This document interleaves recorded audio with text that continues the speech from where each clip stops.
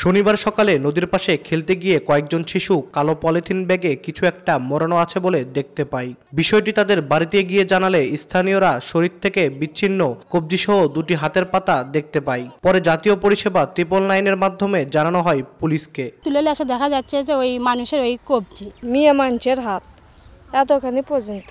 দুটা কবজি ডান এবং বাম হাতের দেখা যাচ্ছিল। ওনারা অনেক সাইড সুইটে খুঁজে দেখা যায়, আরও কিছু পাওয়া যায় নাকি দেখলো, দেখে না পেয়ে এই দুটাই আবার নিয়ে ব্যাগে নিয়ে ফাঁড়িতে চলে গেল।